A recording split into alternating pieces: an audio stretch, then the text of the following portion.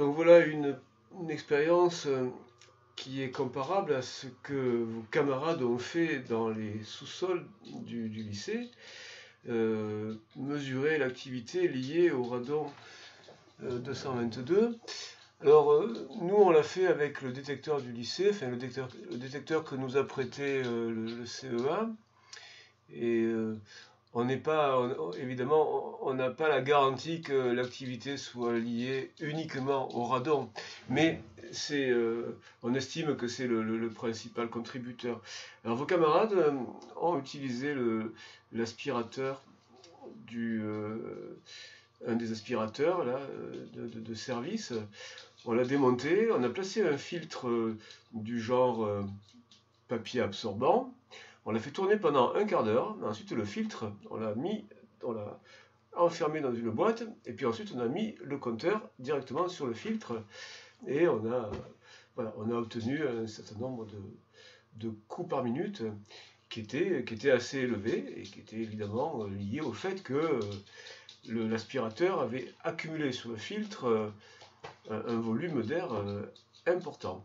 Alors là, donc c'est ce qui est décrit dans le poster de la C8. Hein, vous regarderez si vous avez un moment. Et donc ici, on a visiblement quelque chose de plus fin, de plus sensible, donc avec uniquement l'air dans une fiole, et puis un temps de comptage fixé à 50 secondes. Alors, montrer qu'une série de désintégrations alpha de l'uranium 234 connues au radon 222. Bon, en fait, la chaîne, c'est pas uniquement des désintégrations alpha, il y a plusieurs types de désintégration, il y a aussi des bêta-, des bêta+, vous regarderez sur le poster. Donc là, si on doit se contenter des désintégrations alpha, alors, eh bien, on démarre de l'uranium 234. On démarre de l'uranium 234. Il y a donc émission d'un noyau d'hélium, une particule alpha, c'est un noyau d'hélium.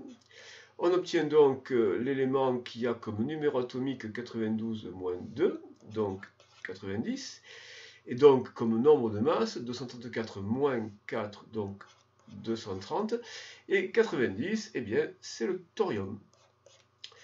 Le thorium qui avait fait l'objet d'expériences, si on en croit la bibliographie, d'expériences extrêmement intéressantes de centrales nucléaires à combustible, à sel fondu, à combustible liquide, c'est-à-dire non pas des barres solides, mais un sel fondu, ce qui...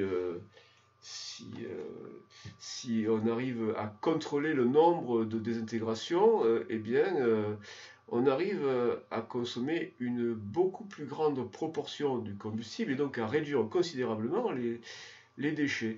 La filière a été abandonnée, ça a été développé dans les années 60 aux États-Unis. La filière a été abandonnée.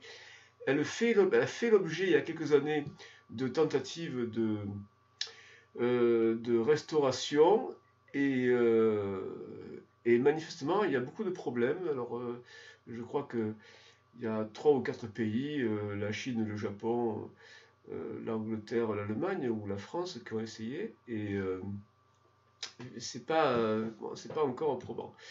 Donc ensuite, le thorium 90-230, si il est lui aussi émetteur alpha, donc il émet un noyau d'hélium, et donc on applique la conservation de la charge 90-2, donc 88, et 230-4, 226, et donc qu'est-ce que c'est ça de numéro atomique 88? C'est le radium.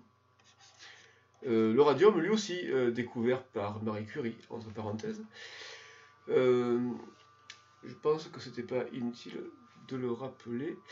Et donc, le radium, lui aussi, est émetteur alpha. Donc, il émet un noyau d'hélium. Qu'est-ce qu'on obtient avec la conservation de la charge? Donc, 88 moins 2, 86. Et 226 moins 4, 222. Et donc là, on a bien du radon. La meilleure estimation de cette série de mesures, donc on fait une moyenne de tout ceci. On fait une moyenne et voilà donc, alors vous pouvez utiliser évidemment vos calculatrices. On fait une moyenne et Excel nous donne nous donne comme moyenne, ok, 8,05, donc 8,1. Donc Excel nous donne un nombre de désintégrations pour ramener à une donc fixé à 50 secondes et puis ramener à une seconde, donc de 8,1. Évidemment, si c'est nombre de désintégrations par ramener à une seconde, eh bien c'est en becquerel. Alors ensuite, l'incertitude de type.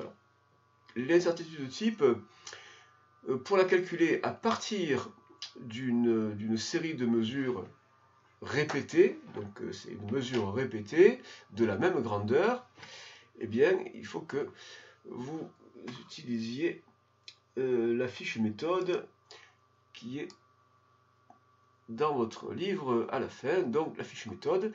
Et donc, l'incertitude type, elle s'obtient à partir de l'écart type.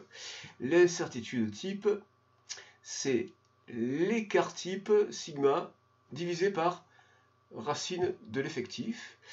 Alors, l'écart type, vous savez, c'est la moyenne des écarts entre chacune des grandeurs et la moyenne. Donc, l'écart type divisé par racine de l'effectif. Donc,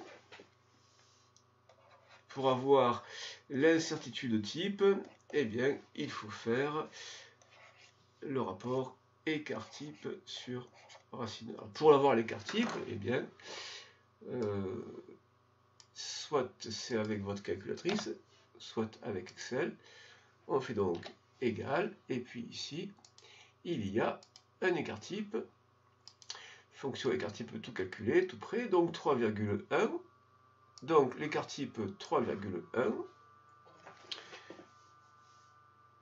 Donc 3,1 divisé par racine de l'effectif, donc le nombre de mesures, il y a 20 mesures, donc racine de 20. Et donc ceci, ça fait 0,7, donc l'écart type, l'incertitude type, c'est 0,7. Et donc ça veut dire que l'activité, ce sera donc 8,1 plus ou moins 0,7. Hein, tout ça en becquerel. Alors c'est l'activité, évidemment, qui est mesurée dans la fiole. Mais là, on a un critère pour la santé, on a un critère de l'activité d'un mètre cube, du nombre de becquerels dans un mètre cube. Donc il faut ramener ça à 1 mètre cube. Alors, du coup, ici, l'énoncé vous donne le coefficient de proportionnalité pour ramener ça, cette activité-là, à la valeur à 1 mètre cube. Et puis il y a aussi une petite proportionnalité, là, un petit coefficient qui est lié à l'intervalle de confiance, c'est-à-dire la confiance qu'on peut attribuer à la valeur. Et donc, 3, on a donc cette activité qui est donc à K fois, évidemment, la valeur moyenne qu'on a trouvée. Donc, 80 fois 8,1 et ça, 80 fois 8,1, ça vous donne 6,5 10 puissance 2. Donc 6,5 10 puissance 2 becquerel par mètre cube, et donc là on peut le comparer aux critères donnés par l'Union européenne. Les autorités de santé ont estimé qu'il ne fallait pas que ça dépasse 400 becquerels par mètre cube, sinon il fallait mettre en place une ventilation, des précautions particulières. Donc oui, effectivement, il faut certainement améliorer la ventilation.